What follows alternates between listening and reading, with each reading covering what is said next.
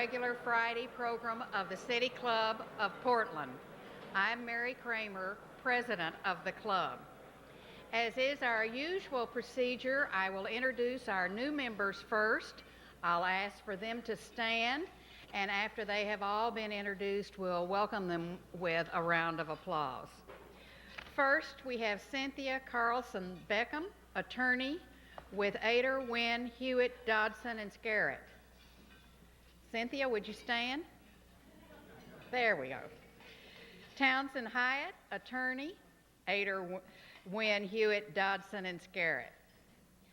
Patrice Oshika, associate professor of linguistics, director, North Pacific Applied Research, Portland State University. George Post, sales, Fullerton and Company. Ann Sherman, attorney, Ader, Wynn, Hewitt, Dodson, and Scarrett. Donald Skinner, development director, Environmental Federation of Oregon. Louise Tippins, executive director, Environmental Federation of Oregon. Welcome.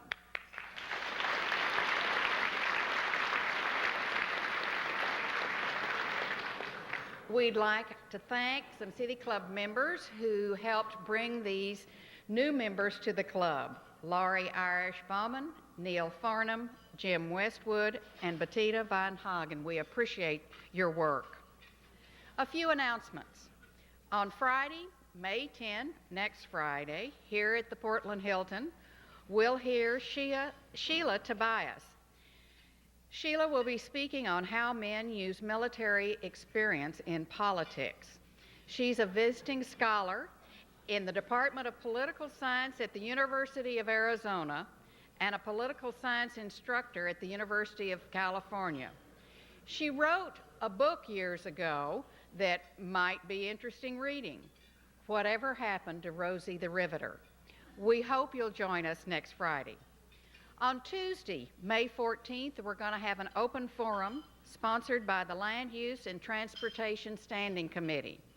It's entitled Creating Community in Suburbia, New Options for Our Gresham Neighborhood. A team of developers and designers has prepared a development plan for a 300-acre site in Gresham using new neighborhood planning principles.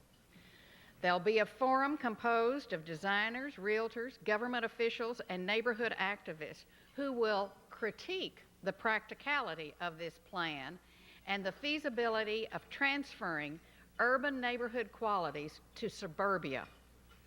This will be at 7 p.m. Montgomery Park Ballroom at 2701 Northwest Vaughn. It's free and open to the public. The following Friday, May 17th, we'll have Vera Katz, State Representative, speaking on Education Reform, Oregon's Choice. She's the sponsor of House Bill 3565, which is the Oregon Education Act, or has been called the Oregon Education Act, for the 21st century. It's based on the national think tank report, America's Choice, High Skills or Low Wages. The bill has been described as far-reaching and revolutionary. We'll be here at the Portland Hilton for that program. We're very pleased today to be co-sponsoring this event with the Pacific Northwest Regional Economic Conference. It's part of their 25th annual conference. I'd like to extend a warm welcome to all conference attendees, and we would also like to extend to you the privilege of asking a question, should you so desire, during the question and answer period. We have a microphone on the floor right here, so if you would like to go to the microphone and ask a question, we'd be pleased to have you join City Club members.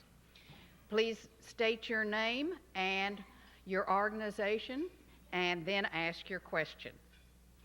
Seated at the head table next to Alice Rivlin is Phil Bark, Professor of Economics, Graduate School of Business, University of Washington, and Senior Member of the Board of Directors of the Pacific Northwest Economic Conference. He will be introducing today's speaker. Also seated at the head table at my far left is Pete Baer, treasurer of the club, and loan officer for National Mortgage Company. He has the privilege of asking the first question of our speaker.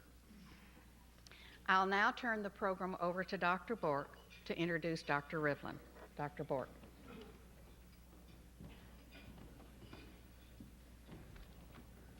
Thank you very much. It gives me great pleasure to be able to introduce one of my favorite economists and to welcome her to Portland and to the Pacific Northwest Regional Economic Conference and to the City Club. Our speaker is a world-renowned economist. Dr. Rivlin has published long lists of books and articles, too numerous to mention. She was director of the Congressional Budget Office, serving 2 terms from 1975 to 1983. She's currently senior fellow at the Brookings Institution. A graduate of Bryn Mawr and Radcliffe University, she has received honors from many honorary degrees from many institutions. Her topic today, economic futures, budgets, taxes, public goods, and private investment. Join me in welcoming Alice Rivlin.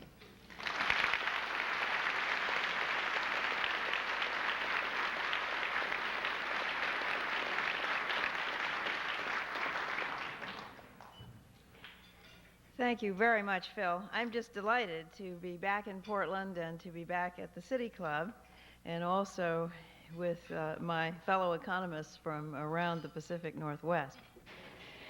I would like today to direct your attention beyond this wonderful region to some basic questions about our national economy, how it is faring in the longer run, what we would like it to do, how to make it perform better, and I'd like to offer some fairly drastic proposals for economic reform that might give us a better functioning economy in the future.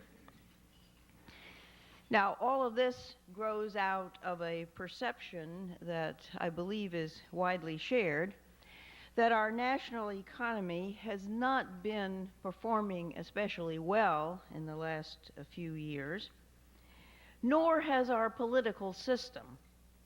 And my perception is that these facts are related. But let's think first about what would we really want an economy to do as we look forward. We could sit here all afternoon and argue about that, but let me offer a succinct definition. I think what we want is sustainable growth in our standard of living in which all groups share. There are at least 3 parts to that definition: the rising standard of living, the sustainability, and the broad sharing of it. And I think all of those things are important, not just for our own well-being as Americans, but in order to allow us to play a leadership role in this increasingly interdependent and extremely complicated world that we live in. Unless our standard of living is rising, not only does it make it more difficult to do a lot of things that Americans would like to do, both publicly and privately, but we will not be able to contribute our share to keeping the peace around the world, improving the global environment, and other things that we need to do, nor will we be listened to in the councils of the world if our standard of living is falling dramatically behind the Japanese, the Europeans, and others. But we also need this rise in the standard of living to be sustainable. We can't go around lecturing the developing countries of the world about not burning their tropical forests if we're not behaving properly in the Pacific Northwest and Alaska with respect to sustainable forestry. And we can't go around lecturing people on not borrowing too much if we're the world's largest debtor. So we have to keep our own thinking about how to make our own economy function in a sustainable way. And unless all groups are sharing in this rising prosperity, we cannot hope to influence other countries to help their desperately poor and share the fruits of economic development more broadly. Now, if you think back about what's happened over the last 15 years or so, really since the early 1970s, we have not had an economy that has lived up to any part of this definition. Growth in our standard of living has been extremely slow, almost stagnant. Family income has barely caught up median family income with inflation, and that's mostly because more people are working, namely women. And we know the reasons for this stagnation. It has been because productivity has not been rising very rapidly, especially in the service industries, which is, after all, where most of us now work. We haven't done so badly in manufacturing. Moreover, our rising standard of living, such as it has been for a lot of unsustainable reasons, or had a lot of unsustainable elements in it. Let me mention only three: environmental degradation, pollution, and unwise use of finite natural resources. Second, infrastructure degradation, letting our infrastructure in much of the country fall into disrepair. And third, living on borrowed money, personally, corporately, and most importantly, nationally, and that's not sustainable. And moreover, we have not had broad sharing of our increases in prosperity, such as they've been. The people who have made out well over the last 10 years especially have been the top income groups, and people who have been at the bottom have fallen further behind. And I think more important is not the absolute increase in inequality, because we've never had a very equal income distribution in the United States, but it has been the fact that groups falling behind have been visible and identifiable, especially blacks, Hispanics, other minorities, and women with heading young families by themselves. So there's a lot to worry about with respect to the economy itself, and I would submit that there is a lot to worry about with our political system as well. Our federal government actually seems quite well able to act on the international scene decisively, but it does not seem able to deal with domestic problems. We've had a stalemate on domestic policy for a very long time, and it affects both parties. Each is telling the other that it doesn't have a domestic policy, but I think the blame is widely shared. Now, there are no lack of prescriptions on what to do about this, and my fellow economists, broadly represented at this conference, are not shy about saying what ought to be done about this. And indeed, I think there's a broad measure of consensus among economists. They may all jump on me in the question period, but let me suggest that in broad terms, almost any economist that you would ask what to do about these various things would say, first, more saving and more investment. And there is a consensus, I think, that the increased saving ought to be both private and public, Both public and private saving have declined dramatically in the 1980s, and we would like to turn that around. If most of us knew something to do to increase private saving, we'd probably do it. Nobody's very clear about that, but it's clear what to do about the decline in public saving. And that is to get the federal government out of a large dissaver position and again, and put it into a surplus position, which would have the federal government contributing, not using up, national savings. But there is also a consensus, I think, growing, not just among economists, but in the business community as well, that the investment needs to be both public and private. There are enormous needs that could improve our productivity for improving plant and equipment in the private sector and trying all sorts of new things. But we also need to improve the public infrastructure. We need public support of basic science and technology to make the economy more productive. And perhaps most important, and I'm glad to hear the City Club is going to focus on it, is how to improve the skills of the labor force for the future, because we are falling manifestly behind on the skills of the labor force. And those skills, the output of our education and training programs, improving those skills, can also offer, I believe, what I like to think of as a public policy twofer, as in 2 for 1. There's a good deal of evidence that increasing the skills of the labor force would increase productivity, but there is also evidence that the widening disparity between rich and poor and between minority groups and the rest of the population has a good deal to do with the fact that we have not increased the skills of the labor force as fast as the demand for high skill has increased. Our demand for people with at least basic skills in reading and calculation, and preferably more than that, has risen faster than the supply.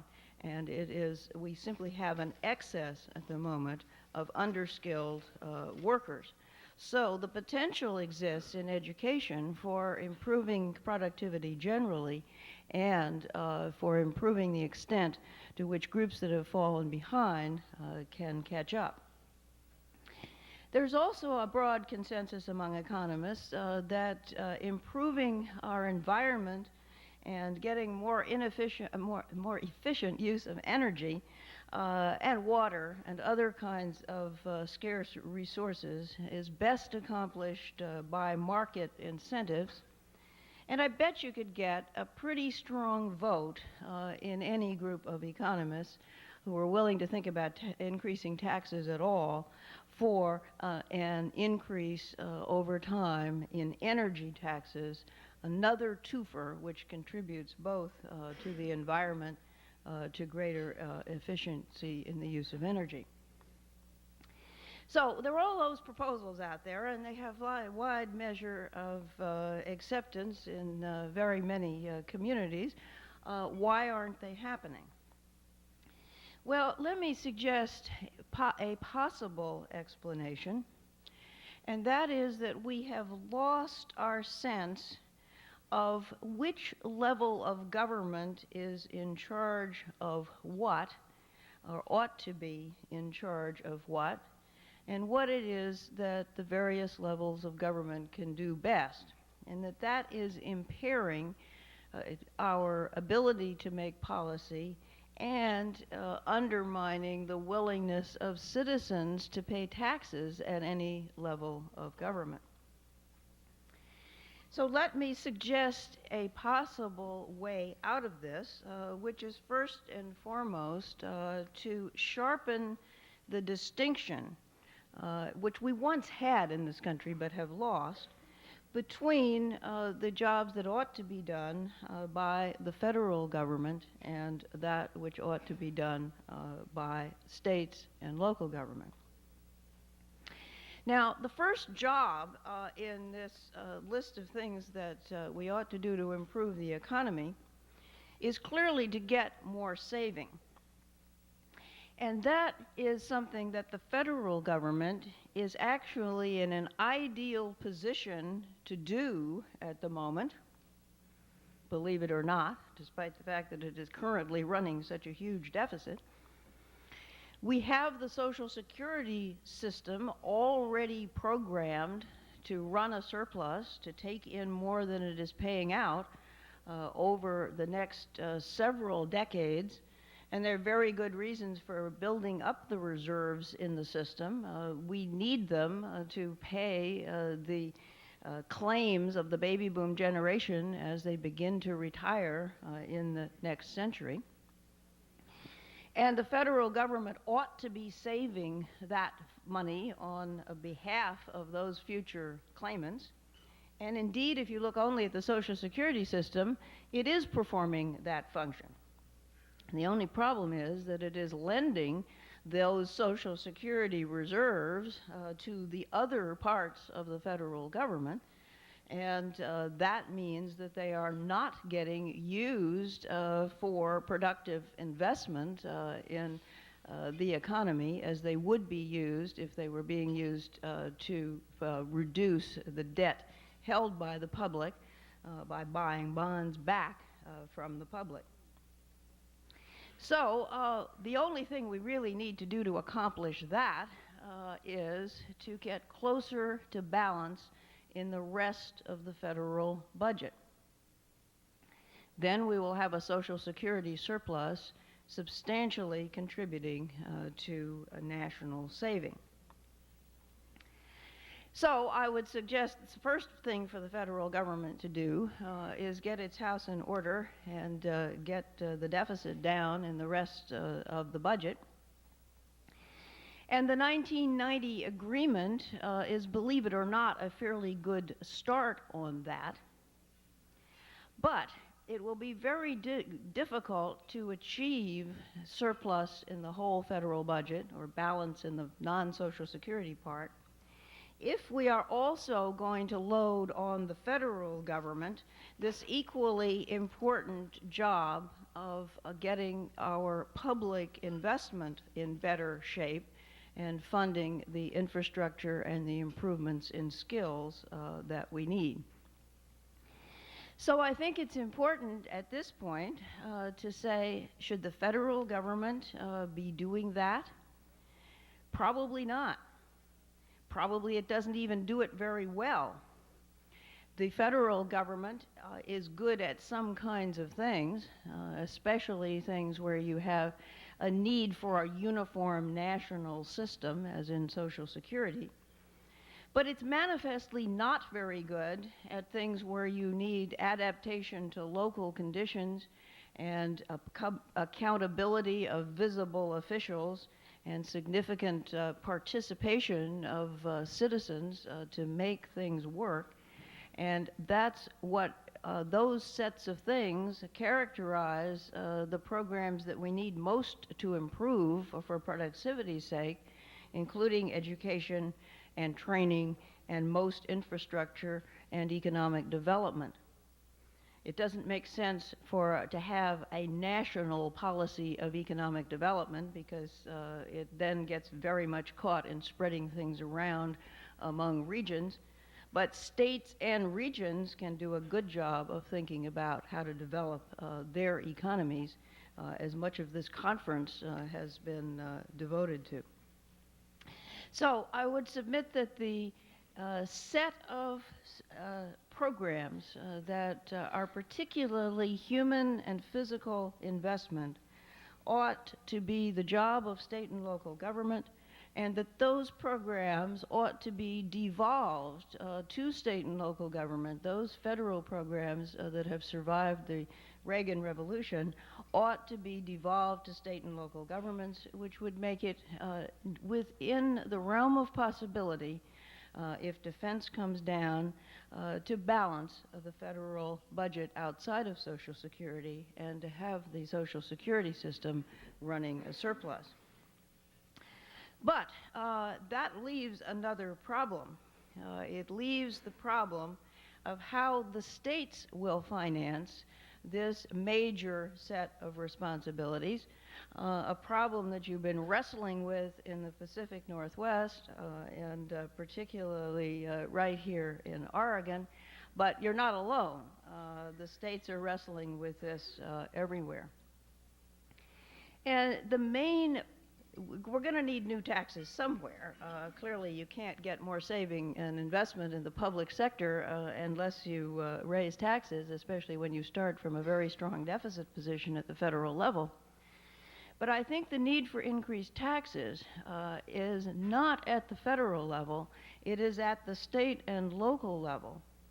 And the potential for doing that is considerably impeded by the fact that states compete with each other as well as having very unequal resources.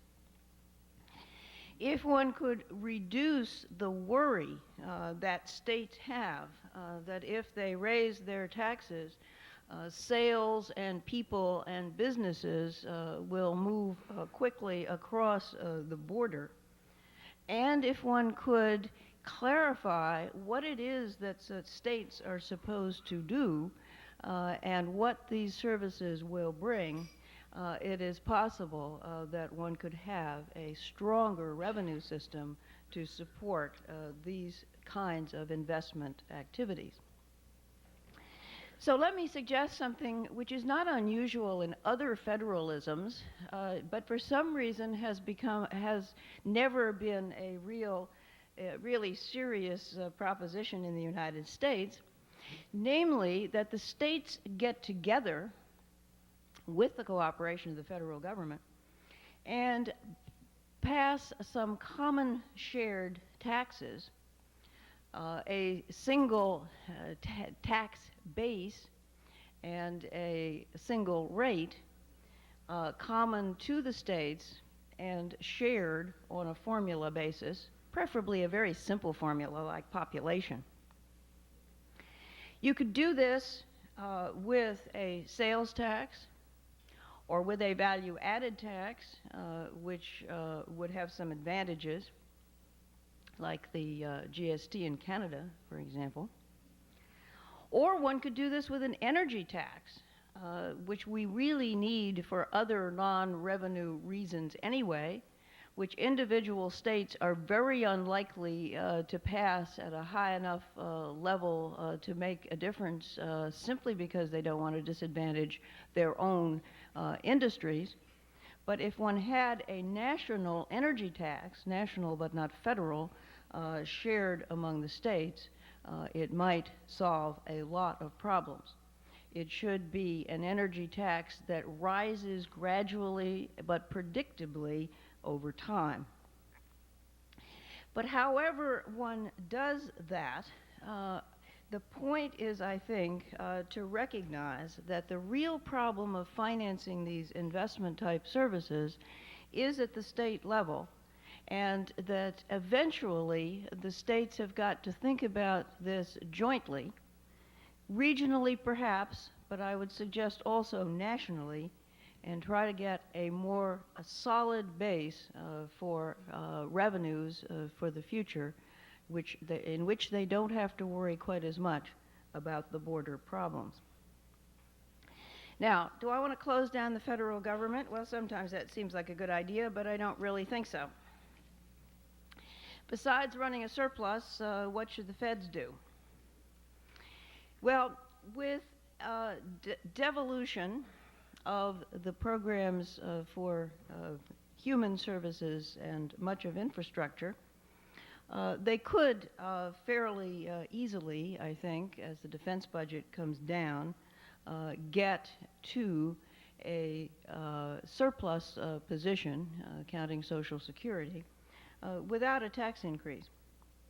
But there are some things that are clearly better handled at the national level than at the state level. So I would move some of those in the other direction.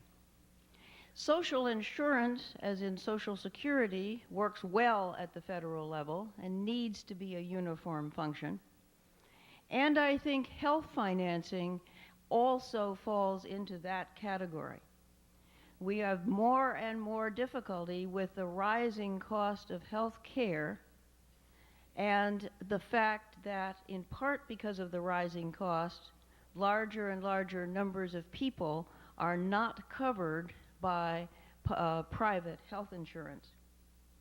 There does seem to be a growing consensus that something needs to be done about this and that only the federal government can do it. So one can imagine a national health plan, a basic insurance that would subsume Medicaid and would make it possible for even small firms and individually employed people to buy into a basic health insurance that was affordable. And the reason for doing that at the national level is in part the border problem, that states can't afford to do it because businesses would move to neighboring states with less costly plans. And I think more particularly because if we are going to hold down the cost of health care, it has to be done by the central government bargaining for a better deal.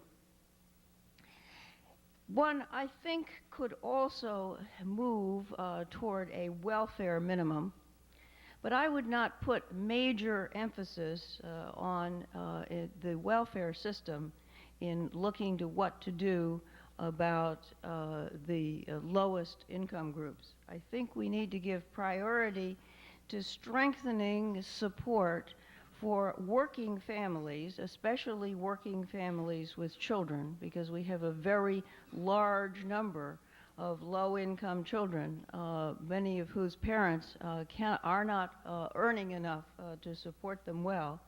And one wants to encourage more earnings, not more welfare. So I would suggest an increase in the earned income tax credit and a larger exemption for children, probably phased out at upper income levels. That leaves the federal government, quite apart from the international affairs, with plenty to do. The thought that I do want to leave with you, however you react to this moving things around, is that we can have a better functioning economy. It's just a question of thinking clearly about what it would take to do that. But part of the thinking needs to be not just economic but political. We need to figure out who does what and who is accountable for getting the job done. If you don't think there's confusion about this, I invite you to think about the last political campaign when now President Bush was a candidate, and when he talked a great deal about two things: being the education president and reducing crime in the streets. That's not what a president ought to be doing. It's actually not what a president can do. If we had these jobs better sorted out, you would have governors saying, I want to be the education governor, and mayors saying, I've got to reduce crime in the streets. And you would have presidents running on the things that presidents ought to be thinking about, telling us how they're interacting with the rest of the world and how well they are managing our social insurance system. We do need a tax increase, but I submit we need it most to strengthen what states and local governments do best, namely improving our infrastructure and our workforce for a more productive economy in the future. Thank you.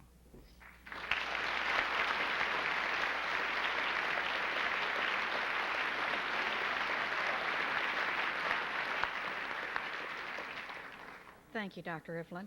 It's now time for our question and answer period. There are some forms on your table if you would prefer to write a question. If so, you must hold it up very high so staff can see it to pick it up.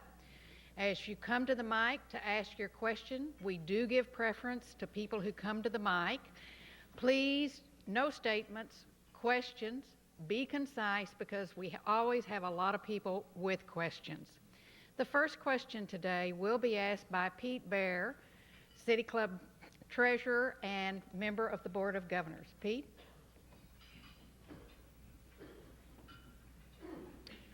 Thank you, Mary.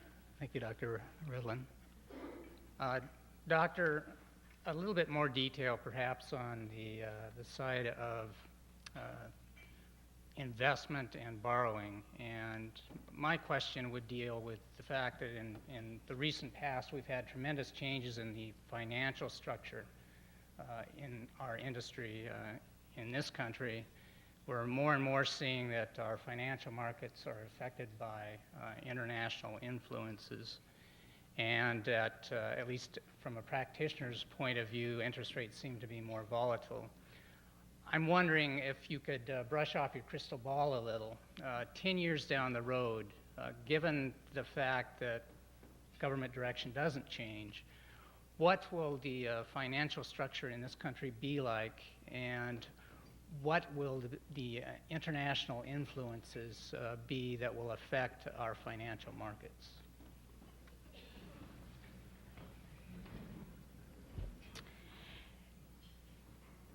Well, you're quite right, I think, in perception that our financial markets will be more and more tied in with the rest of the world no matter what, and interest rates will probably remain somewhat volatile. I don't want to buy your notion that the federal government doesn't do anything or that government policy doesn't change, because I think it's so important for government policy to change. The problem of the last few years has not been that countries invest in each other. That's fine, and probably will continue at a great rate as trade barriers come down and as trade itself just increases, and I think that's desirable and inevitable. The problem of the last few years has been that we've been mostly importing capital from the rest of the world, and I would like to get us out of that situation. I think the main reason for that is that we have had such low saving in this country, and we have had to finance our investment by borrowing abroad. If you would do what I want to do, which is to get the federal government, including Social Security, back into surplus, that would turn around. And we would also have considerably lower interest rates.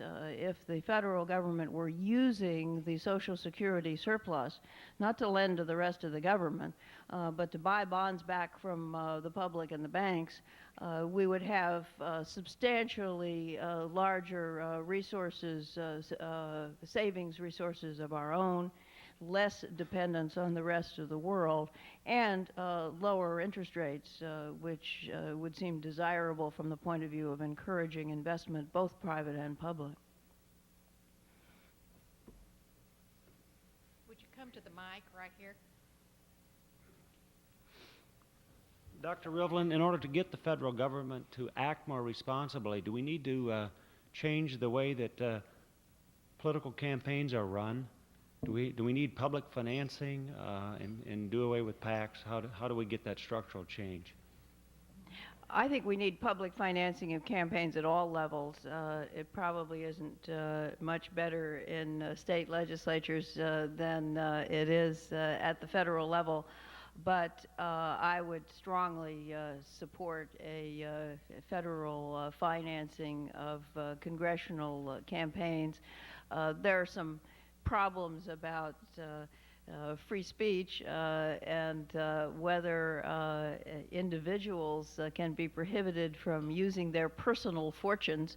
I, for one, think that there ought to be a way in a democracy to equalize the playing field, and if it takes a constitutional amendment, the lawyers will all scream at this, if it takes a constitutional amendment which says that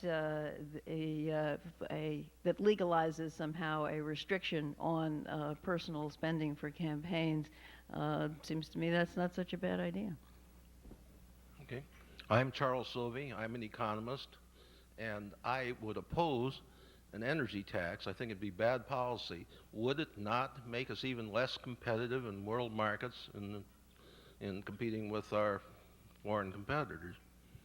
Well, if you look at our foreign competitors, they all have much higher energy taxes than we do, and they are much more efficient in their use of energy. So while there are always transition problems, I would think the answer to that is no, that we would actually be more energy efficient and more like them if we did this. I'm Ray Polanyi, a City Club member. Dr. Rivlin, the prior speaker, talked of energy, and in some ways he stole my question. My question was going to be, what do you think of the current administration's energy policy, particularly as it relates to transportation? And even more specifically, what do you think is not, or ought to be, the federal government role policy-wise and maybe even tax-wise versus railroads, intercity buses, and mass transit?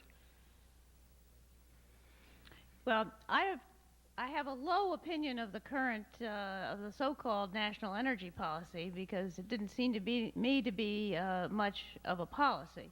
I would have favored, as I said earlier, a gradually increasing energy tax. And this seemed to me the great moment to propose it, when we just had this demonstration in the Middle East of how dependent we are on imports of oil and how much we're willing to risk to do something about it. It would seem to me the moment to raise our energy taxes and get ourselves less dependent in the future. And that I would put far ahead of any efforts to find more places to drill oil, especially in the Arctic Wildlife Refuge, which would be about the last place I would think of going. For if we haven't even done the normal conservation things that we could have done. On transportation, I think the federal government's role basically should be to bias the modes of transportation as little as possible.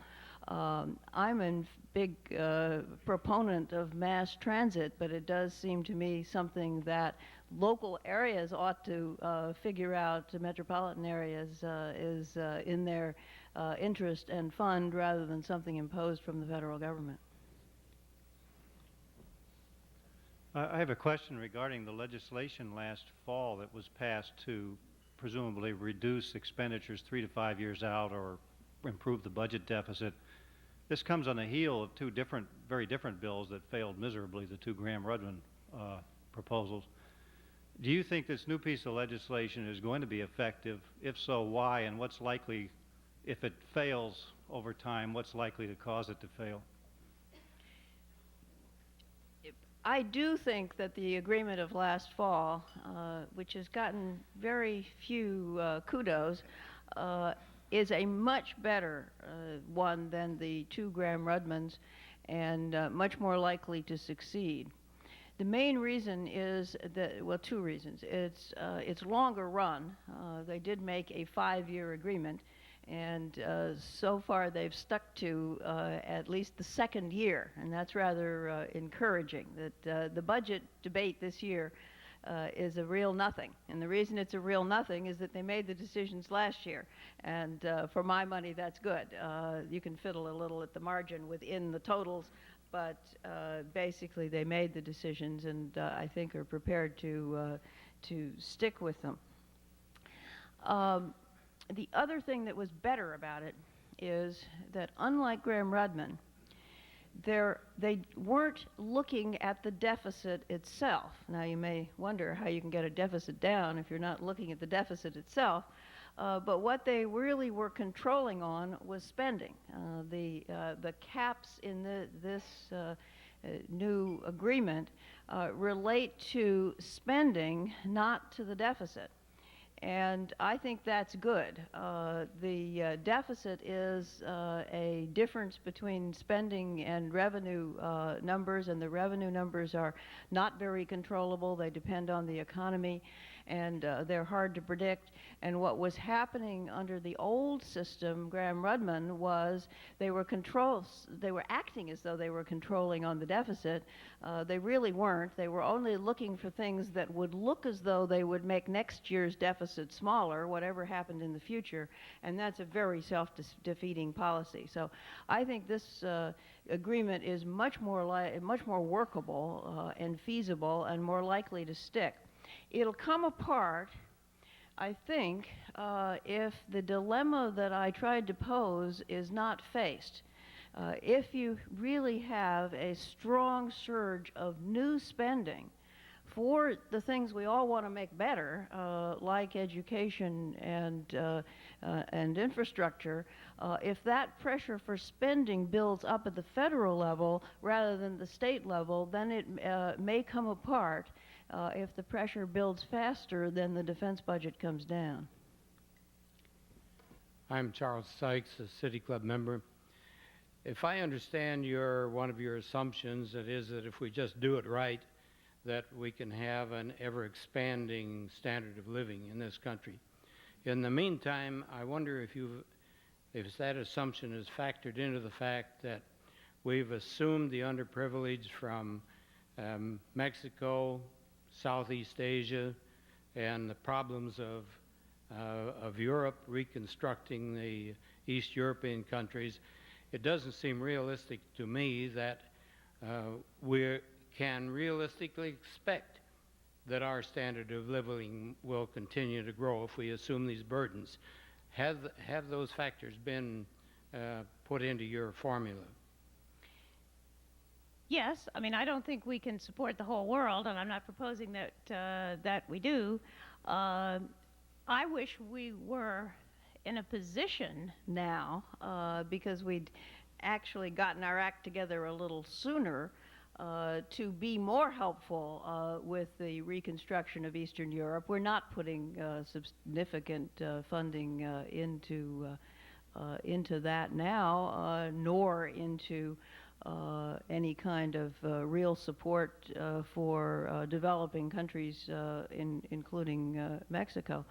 But I see no reason, if we use our own resources wisely and begin investing more and consuming less, which does mean that initially you have some reduction in consumption.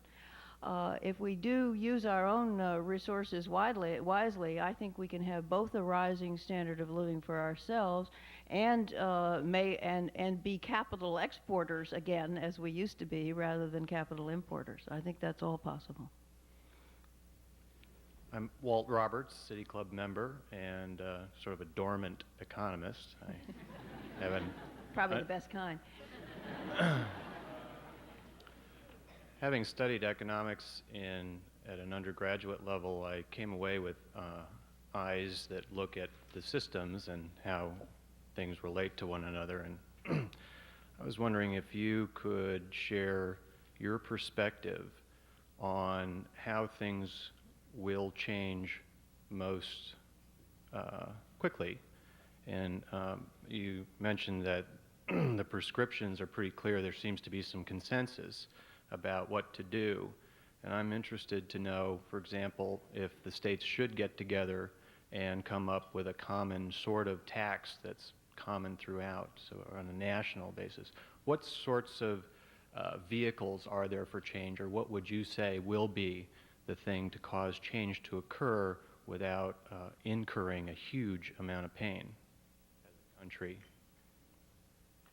Well, change probably always includes some pain, but the notion of joint taxation, of thinking together about taxes, it seems to me, is likely to occur at the state level because the competition or the reasons for worrying about the competition across state lines are increasing. The economy is more mobile, individuals are more mobile, we have more large national and international firms that move their operations around easily. We have more and more a service economy, and many services are performed easily, like data processing, for instance, at some distance from the client. So a lot more things are going to move across borders, and the states are going to have to worry about the border problems more. And I would offer one small but quite significant example, and that's mail order sales. All of you get deluged with catalogs, and some of you, are, like myself, do order things from elsewhere, and you realize that mostly those things aren't taxed. If the states were to get together and pass some a common shared tax on mail order sales, only us buyers would suffer, and we wouldn't suffer very much. Actually, local retailers would like it.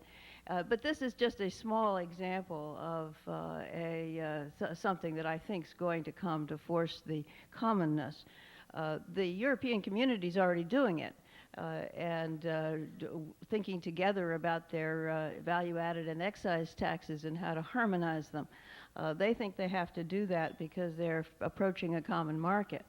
We've had a common market for 200 years, and we haven't been thinking about it, but I think we're going to have to. My name is Frank Mabry. My question relates to your assumption that an increased savings rate will result in all of the benefits of investment in the public structure, etc. Our recent experience suggests that given the ability to borrow money, companies tend to acquire other companies' stocks rather than investing in machine tools, building new plants, or doing any of the other socially useful or productive, making other productive use of the money. And I'm wondering how you would go about channeling the increased savings into useful and productive arenas. Well, I'm not saying that companies will pick up what I think of as having to be in the public sector, the infrastructure and education and related fields. But I do think one of the reasons that we've been getting a lot of this buying other companies rather than real investment has been related to the very high real interest rates that we've had in the 1980s. And more saving publicly and privately would get those down. And I think that's a large part of the answer.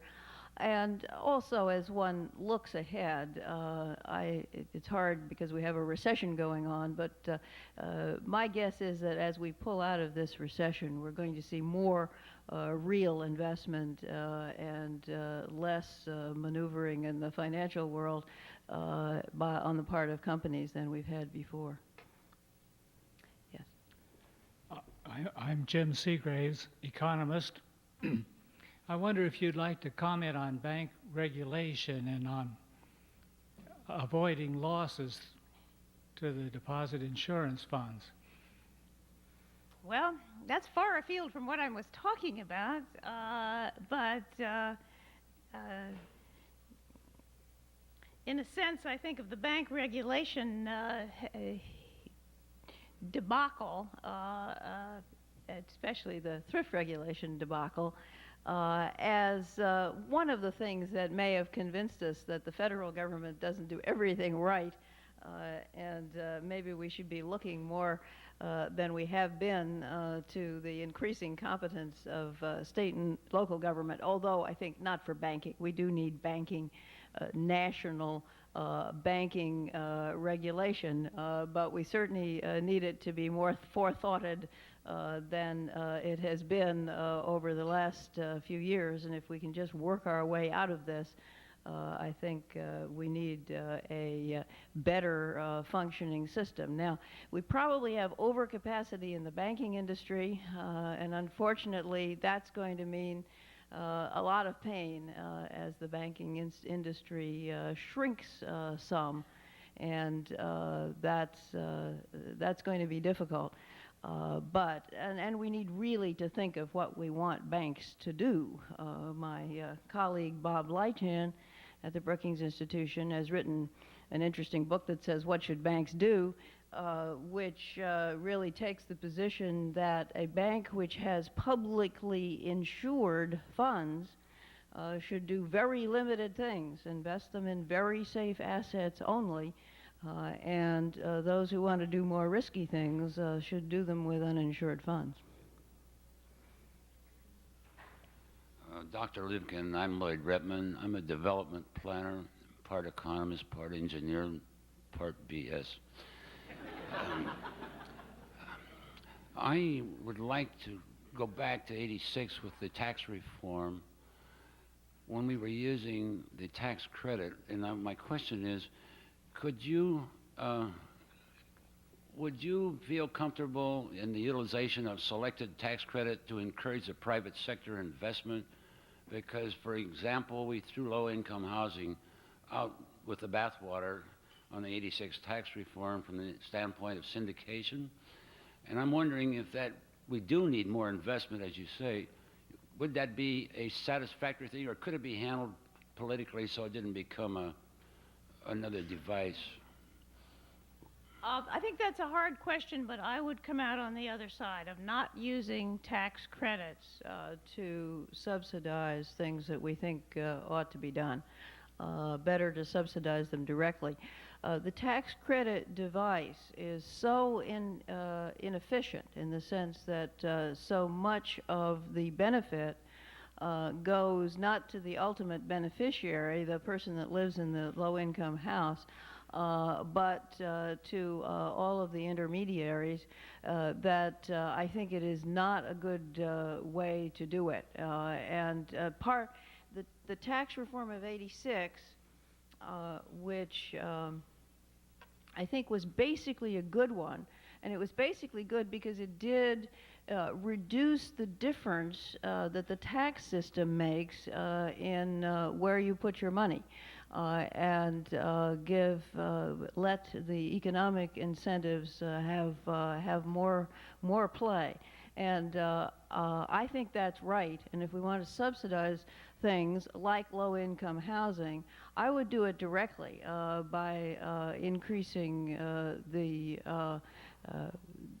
funds that low-income people have to spend for housing, and letting the private market deal with that, rather than doing it through the tax system. The private sector can't build low-income housing without some type of assistance of some kind. My suggestion... Well, then I'd do it directly and not through the tax system. I'm saying my question wasn't just low income. Pardon me, ma'am. My question was, can we use tax credits in areas to influence private sector investment? I understood your question. I just think we've done it for years with unfortunate results in general, and I would not go back to that. We have time for one question. Tom questioned, what would be the mechanics of getting the states to agree on a common tax? Would it be by something like consensus of the governors or another body? I can't imagine, for instance, Alabama and Mississippi agreeing with New York, say, and Massachusetts on a common tax. Well, there'd be two mechanisms. One would be the one you suggest, namely interstate compact.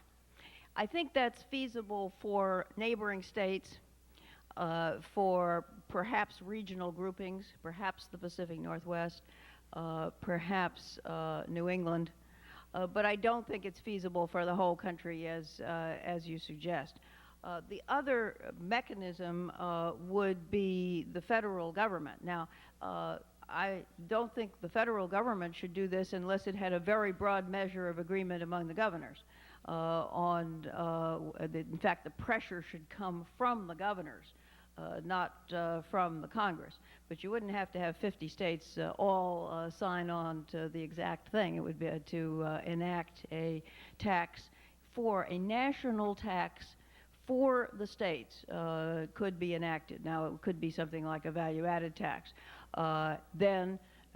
which the federal government would then collect as agent for the states and pass out to the states on a just automatic basis.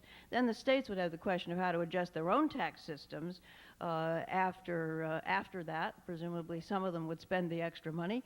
Some of them would reduce their own sales taxes if they had them, and only rather strange states don't have them.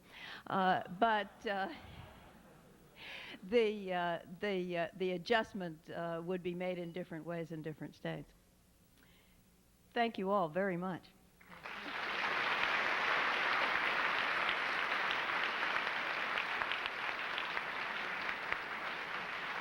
We are adjourned.